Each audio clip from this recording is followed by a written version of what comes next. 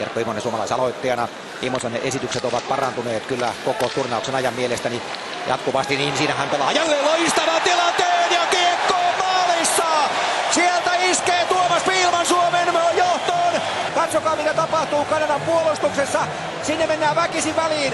Nopeat siirrot ja loistavasti siellä pelataan kiekko Tuomas Pihlmanille. Sami Kapanen. Siinä vähän kiekko pomppiikin ja pomppii onnekkaasti. Komarov pääsee sieltä esiin. Komarov tulee hienosti keskialueen yli. Ja siitä saadaan jopa ylivoima hyökkäys. Komarov jakaa sinne laitaan. Sitten loistava paikka ja Jarkko Ruutu aivan tyhjä maali ja mies huiskaisee ohi maalin. Ja sitten menee sinne 2-0. Anssi Salmela roikottaa siniviivalta. Katsotaan. Sieltä tulee laukaus. Ja se painuu verkkoon. Vielä kerran sama tilanne. Sieltä lähtee Anssi Salmela nosto ja siellä on sitten, siellä on Derek Royn käsikin edessä. Onko Suomelle 2-0 ajassa 7.50 ja on Hansö! Ja tähän se kolmas maali. Roloson pelaa suoraan, niin Niko Kapaselle kiekko. Kapanen jatkaa se sitten Antti Vetsille maalin taakse. Viikkinen maali kolmalle ja sinne menee! Sinne menee niin, että humisee! Ja Suomi siirtyy ottelussa 3-1 johtoon. Katsokaa sinne maalin kulmalle ja sieltä Niko Kapanen uittaa Rolosonin jalkojen välistä. Oi. Suomi johtaa ottelua 3-1 ja nyt se ylivoimamaali tulee. Hiitti painii maalin edessä ja Suomen neliö on nyt pikkaisen kateissa. Hytönen, Weber pääsee kiekkoon. Saman tien siitä tullaan sitten sisään alueelle ja loistava maali. Ja tämä on kaameaa katsottavaa tämä Kanadan ylivoima. Ja katsokaa millainen maali. Siinä on Hiitti keskellä ja pieni liike. Kaveri, joka ei ole pelissä liikkunut juuri yhtään, saa siinä loistosyötön ja kyllähän on ilmiömäinen maalintekijä. Pekkarin ei mahda mitään. Jason Spezza tulee Suomen alueelle.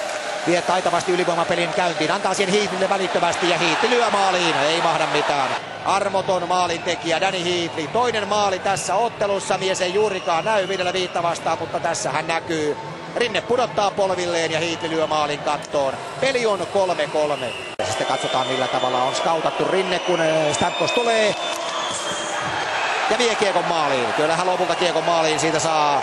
Valko-Venäjää vastaan loistavasti nosti rystypuolelta kattoon. Saa nähdä mikä on Immosen ratkaisu nyt. Mies on pelannut hienon pelin ja sitten tulee ratkaisu. Ja onpa komea maali. Kerta kaikkiaan komea maali Jarkko Immoselta. Sitten Martin Saint-Louis. Pistepörssin ykkösmies. Pikkusen kiekko karkaa. Ja ei se paljon häntä hetkauta. Saman tien tällä menee sitten jo Sami Kapanen, joka ei ampunut rankkareita, mutta ampuu nyt ja ampuu ohi. Yksi tämän ottelun Kanadan hahmoja ottaa hurjan vauhdin ja Rinne tulee vastaan ja Spezza tällä kertaa Rinne onnistuu torjunnassa kyllä. Ja Ruutu näyttää sitten, sieltä lähdetään verkkaisesti ja hitaasti ja katsotaan mikä on ottavan miehen ratkaisu, no sehän on maali! Jarkko Immonen, Jyppe keskushyökkäjä aloittamassa, pistämä Jarkko nyt kiekko sitten häkkiin samalla tavalla kuin äskenkin. Niin se antaisi meille etulyönnin, mikä on Rolosonin tilanne. Roloson pystyy tämän tilanteen peittämään. Nyt Immonen yrittää ratkaisua ja Roloson torjuu.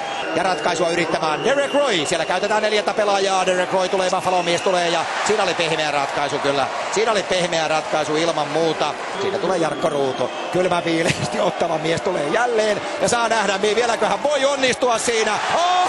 Onnistuu! Jarkko Ruutu lyö toisen maalin rankkarikilpailussa. Martin Saint-Louis. Tässä on ratkaisun paikka. Mitä tekee Saint-Louis? No hän tekee maalin. Nyt Saint-Louis kouluttaa Pekka Rinnettä myöskin oikein isän kädestä. Kolmannen kerran Jarkko Ruutu ampumaan rankkaria. Jos kolmas kerta vielä onnistuu, niin silloin sopisi jo toivoa, että Suomi voittaa tämän ottelun ja Ruutu!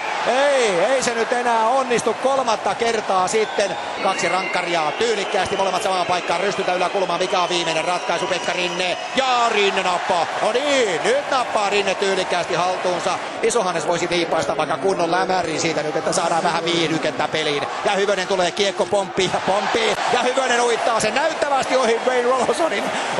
Olipa siinä jälleen näyte. Paine tässä tilanteessa, kun Pekka Rinne on vastassa. Stamkosin laukaus ja hän jyräyttää ohi. Ja se tietää sitä, että Suomi ottaa arvokkaan voiton rankkareilla. Ja ratkaiseva pelaaja, ratkaiseva ampuja rankkareissa oli Hannes